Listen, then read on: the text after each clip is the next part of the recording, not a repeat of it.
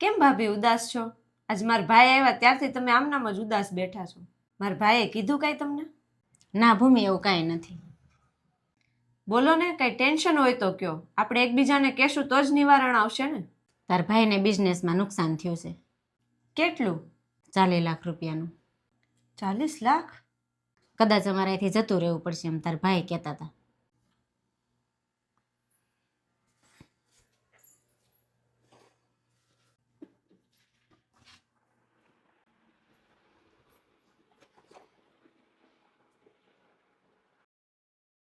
સાંભળો, ભાઈ થોડીક તકલીફમાં છે. શું છે? ભાઈને બિઝનેસમાં લોસ થયો છે અને એ અહીંથી જવાની વાત કરે છે. કેટલો? 40 લાખનો.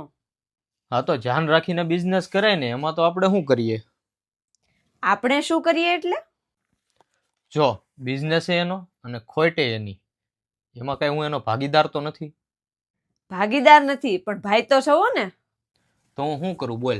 એના માટે કઈ મારે બધું વેચી તો નહીં નખાય.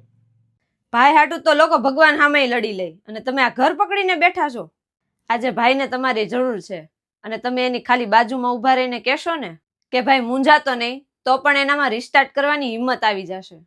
એ આપણા મોટા ભાઈ છે, એના લીધે તો આપણે અહીંયા આવ્યા ને. આજે એને તમારી જરૂર છે તો તમે હું મોઢું ફેરવી લેહો?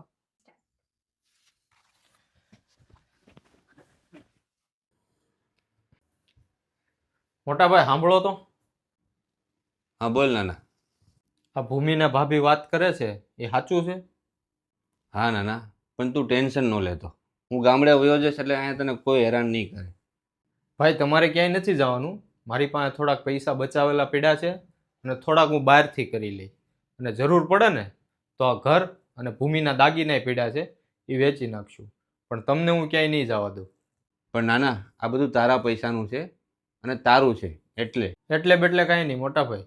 મારે ઘર કે દાગીનાની જરૂર નથી. મારે મારો મોટો ભાઈ જોતો છે.